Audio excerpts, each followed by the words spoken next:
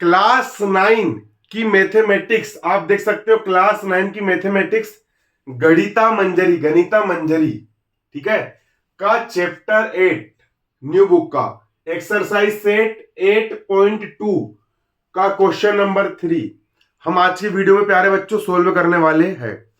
Question 3 हमको बोल रहा है फाइंड फाइंड करो, पता लगाओ nth term of the AP. AP का मतलब होता है, आपको यहां पर एक अर्थमेटिक प्रोग्रेशन दी गई है, 11, 11, फिर 8, फिर 5, फिर 2, इस तरीके से ये अनंत तक जाती है, इंफिनिटी तक जाती है। ये जो आपकी एपी है, जो आपकी अर्थमेटिक प्रोग्रेशन है, ये इस अर्थमेटिक प्रोग्रेशन का आपको एंथ नंबर मतलब का एनवा पद, एंथ नंबर का आपको टर्म फाइंड करना है, ठीक है।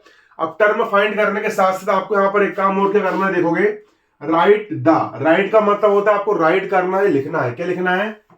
रिकर्सिव रूल उसको हम हिंदी में कहते हैं आवर्ती नियम। Recursive rule for this AP, आपको इस एपी का आपको रिकर्सिव रूल भी आपको लिखना है।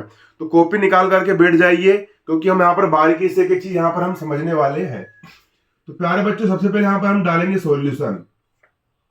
इसके बाद यहाँ पर हम लिखेंगे गिवन, GIVEN। गिवन का मतलब होता है हमको यहाँ पर क्या गिवन है, क्या हमको दिया गया है। तो हमको यहाँ पर एक एपी गिवन है। क्या गिवन है? एपी। ये लिख दिया मैंने एपी। एपी यहाँ पर आपको क्या गिवन है? एपी आपकी है 11, 8, 5, 2। एपी आपकी यहाँ पर कितनी है? 11, 8, 5, 2 dead dead dead dead dead. ये आपके यहाँ पर एक एपी क्या है? गिवन है। हमको इस एपी का nth नंबर का टर्म फाइंड करना है। इसका nth टर्म क्या होगा आपको यहाँ पर पता लगाना है। तो इस एपी का सबसे पहले हम निकाल लेंगे फर्स्ट टर्म, शुरू वाले टर्म को हम बोलते हैं फर्स्ट टर्म। तो देखो कैसे निकालेंगे, यहां लिखेंगे FIRST, first term, TERM term.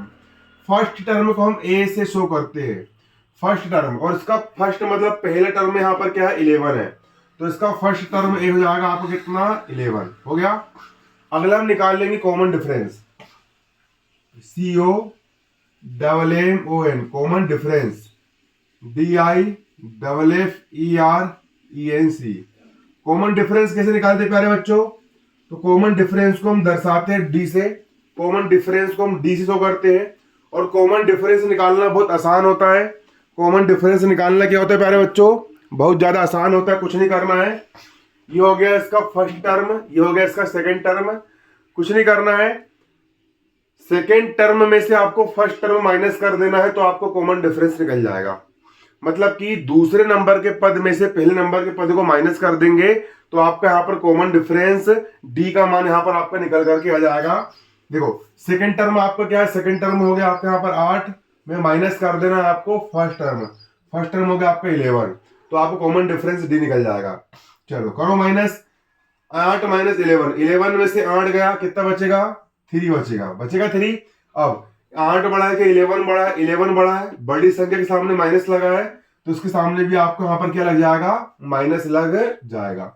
अब हमको क्या निकालना था प्यारे बच्चों? अब हमको यहाँ पर क्वेश्चन ने पूछा था इसका nth टर्म फाइंड करो। ये जो आपको यहाँ पर अर्थमेटिक प्रोग्रेशन दी गई है, इसका nवे नंबर का टर्म आपको फाइंड करना है। तो अब लगाएंगे यहाँ पर हम फॉर्मूला। क्या लगाएंगे? फॉर्मूला लगाएंगे हम ना। फॉर्मूला होता है प्यारे बच्चों nth टर्म ऑफ एपी। मतलब किसी भी एपी का nth नंबर का टर्म निकालने का फॉर्मूला होता है प्यारे बच्चों, क्या होता है? nth term of AP.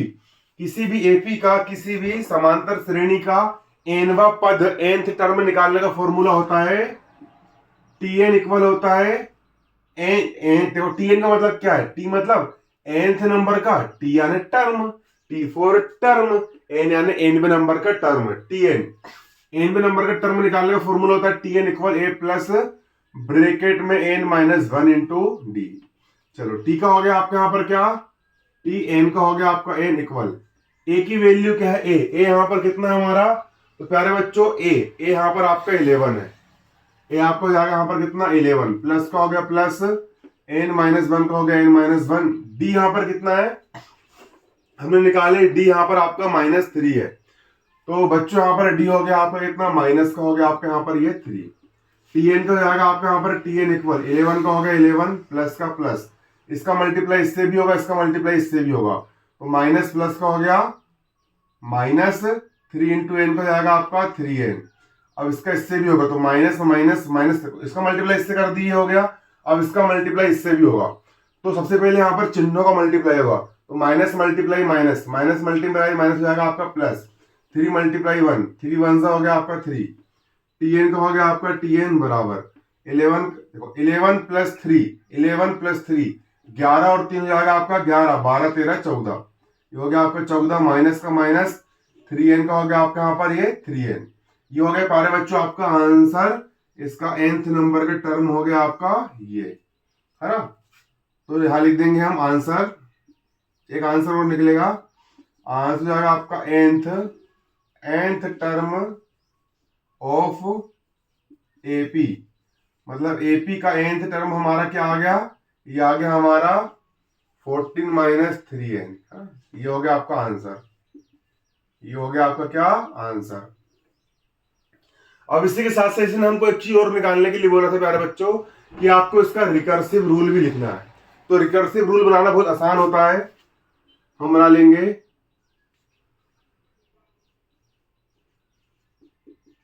Recursive rule लिखेंगे यहां पर हम। रिकर्सिव रूल के लिए सबसे पहले हम T1 लिखेंगे। T1 का मतलब होता है पहला पद, प्रथम पद। तो इसका प्रथम पद T1 क्या है, इसका प्रथम पद T1 आपका 11 है, तो प्रथम पद T1 हो गया आपका यहाँ पर कितना 11 हो गया 11। अब अगला कॉमन लगा के लिखेंगे Tn प्लस 1 इक्वल, समझना Tn प्लस 1 मतलब कि Tn हो गया इसका कोई भी नंबर का पद हो गया। अरे Tn का मतलब क्या हो गया, कोई भी पद हो गया Tn, कोई भी पद आपको हो गया यहाँ पर Tn, उसके जो नंबर का पद हुआ, चाहे वो पहले नंबर का पद हो दूसरे नंबर का पद हो, उसमें हमने एक प्लस कर दी, मतलब कि उसका अगला पद कैसे निकलेगा। तो Tn वाले पद में यदि हम क्या प्लस कर देंगे, कॉमन डिफरेंस D को प्लस कर देंगे। और कॉमन डिफरेंस D कितना है, कॉमन डिफरेंस D को, ये इसका फॉर्मूला होता है, रिकर्सिव रूल निकालने का फॉर्मूला होता है, याद कर लेना ना।